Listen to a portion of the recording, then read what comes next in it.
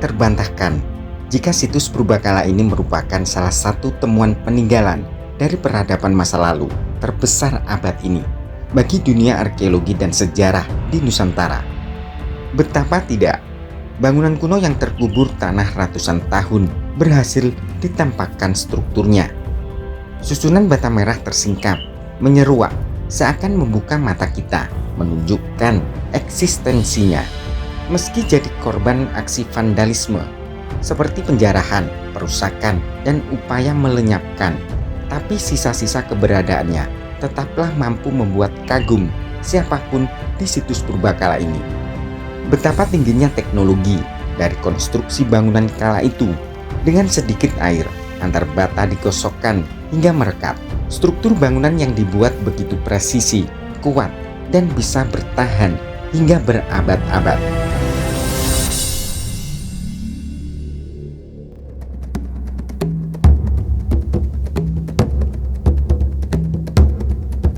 Empat kali sudah situs yang pertama kali ditemukan tahun 2019 ini diekskavasi. Berbagai hipotesa pun mengemuka dan acap kali muncul mengiringi perjalanan dari upaya penyelamatan situs purbakala ini. Misalnya saja tempat pendarmaan Maesa Cempaka dan situs kuno di area persawahan Desa Kumitir, Kecamatan Jatirejo, Kabupaten Mojokerto ini adalah istana milik Brewengker dan Rani Daha, istrinya. Istana bagi keluarga Majapahit di situs Kumitir dibangun pada masa pemerintahan Rani Tribuana Tunggadewi, penguasa ketiga kerajaan Hindu-Buddha terbesar dalam sejarah, yakni Kerajaan Majapahit. Tribuana membangun istana yang diperuntukkan bagi adik dan suaminya, bisa dikatakan sebagai langkah politik demi menghindari perebutan singgasana kekuasaan atas mahkota Majapahit, dan terbukti hingga akhir masa kepemimpinan Rani Tribuana, Kerajaan Majapahit tetap utuh berdiri serta mulai menancapkan panji-panji kebesarannya di daerah lain di Nusantara. Kejayaan yang dirintis sang Rani itu pun diteruskan oleh Hayam Wuruk putranya bersama Mahapati Gajah Mada hingga Kerajaan Majapahit mencapai puncak keemasan. Meski hanya sebatas hipotesa, terlepas sebagai tempat pendarmaan Maesa Cempaka, apakah benar situs purbakala yang tersohor dengan nama situs Kumitir ini adalah istana Brewengker dan Rani Daha? Silang pendapat para peneliti pun mengemuka terkait hal tersebut, terutama di kalangan arkeolog. Jika dikatakan istana, berarti hunian raja dan keluarganya ataupun bangsawan kerabat raja. Sejauh ini dari hasil 4 kali ekskavasi arkeologi, belum satu pun bukti otentik yang ditemukan jika situs Kumitir merupakan tempat tinggal, apalagi jika situs ini merupakan tinggalan Majapahit. Bahwa Maesa Cempaka itu telah meninggal kemudian didarmakan atau dimuliakan di Kumitir. Ada kesamaan nama dari data tekstual dengan nama desa sekarang, Kumitir. Padahal kan kalau lebih detail lagi, desa Kumitir itu di dalamnya ada dukuh namanya Dukuh Bendo. Nah kalau situsnya itu kan di Bendo sebenarnya, desanya Kumitir kan gitu. Ada kesamaan nama di situ. Persoalan fungsi dari Kumitir ini memang secara arkeologis kita nggak bisa ngomong banyak sebenarnya. Tapi kita harus mendapat dukungan dari data tekstual. Nah, data tekstual yang kita dapatkan itu harus kita kaji lebih teliti lagi. Apakah memang benar apa yang disebutkan dalam data tekstual, apakah itu kakawin atau serat atau babat misalnya, itu memang mengarah pada bangunan di Kumitir itu.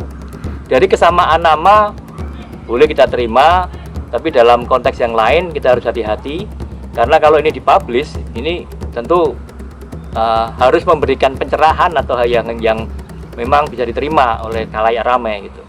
Kami tidak berani spekulasi, namun kita akan melihat apakah data di lapangan itu benar-benar terdukung oleh data tekstual. Karena kalau dalam arkeologi itu kita berangkatnya dari data di lapangan semata. Sedangkan untuk membuat narasi lebih lengkap, kita membutuhkan data tambahan, data pendukung dari data tekstual yang sejaman. Nah, ini menarik dan ini menjadi PR kami agar nanti dalam membuat narasi ke depan itu memang memperkaya khasanah keberbekalan yang ada di sekitar Trowulan ini. Yang jelas bahwa temuan Kumitir itu ada temuan yang spektakuler dan memang akan membawa kepada kita sebuah pencerahan terhadap peradaban yang ada di sekitar Trowulan sebagai pusat dari Majapahit. Kalau bukan istana bisa dijelaskan apa kalau begitu, Pak? Ya, nah jadi begini, untuk menyebut sebagai istana itu kan menurut kami dengan data berupa dinding semata yang keliling begitu memang masih berat ya. Karena untuk istana itu harus ada dukungan data faktual yang lain, di mana memang dukungan bukti pemukiman itu memang sangat mencolok. Tapi sayang kita kan baru melakukan ekskavasi pada yang paling utama adalah dinding kelilingnya itu. Itu pun yang bagian utara dan selatan baru merupakan trends atau bagian-bagian uji test pit namanya. Belum sampai seluruh dinding kita buka. Karena juga kita masih berharap di bagian barat itu kita mendapatkan ada potensi gerbang di tengah-tengah. Tapi apakah memang hanya satu gerbang atau one way gate saja, atau di utara selatan ada kemungkinan ada gapura yang lain? Ini kita belum tahu. Ya potensi itu ada, tapi kami belum berani klaim itu ya. Tapi kita akan tunggu nanti data berikutnya. Kalau memang ada data yang mengarah pada pemukiman di mana orang tinggal di situ, ya mungkin narasinya akan semakin kuat sana ya. Tapi melihat, nah ini pesannya melihat masifnya dinding keliling dengan luasan yang begitu, itu memang hanya orang yang powerful yang bisa melakukannya, tidak orang biasa. Bahkan kita juga masih punya PR untuk pertanggalan dari situs itu. Senyapkan strategi politik dari Rani Tribuana untuk melanggengkan kursi singgasana Majapahit. Siapakah sebenarnya Briwengker hingga ia bisa menjadi menantu pendiri Majapahit, Raden Wijaya dan Gayatri? Briwengker memiliki nama asli Raden Kudamerta yang bergelar Wijaya Rajasa, adalah raja yang berkedudukan di Wengker atau wilayah Kabupaten Ponorogo saat ini. Baik negara Kertagama maupun para raton sama-sama mencatat nama penguasa kerajaan Wengker, yakni Wijaya Rajasa atau Raden Kudamerta. Misalnya tertulis di Kakawin Negara Kertagama, pria Haji Sang Umunggu Wengker Bangun yang Upandra Lurun Narpari Wijaya Rajasa Nopamana Parama Anottama. Dalam hal ini Mpu Prapanca ingin menyampaikan dalam catatannya, jika yang membangun Wengker adalah Wijaya Rajasa sebagai raja pertama. Sementara para raton menceritakan jika Raden Kudamerta menikah dengan Bredaha, Raden Kudamerta di Wengker dengan nama Bre Parameswara dari Pamotan yang dikenal dengan nama Wijaya Rajasa. Dikisahkan, kerajaan Wengker merupakan kerajaan kecil yang aman sentosa dan kuat. Tak hanya ekonomi, Wengker juga mumpuni di bidang militer karena banyak dihuni prajurit handal yang memiliki kesaktian luar biasa. Hal itu menjadi ancaman tersendiri bagi Majapahit yang mulai melebarkan pengaruhnya atas Jawa dan Nusantara. Agar Wengker bersedia menjadi bawahan Majapahit, langkah politik pun diambil.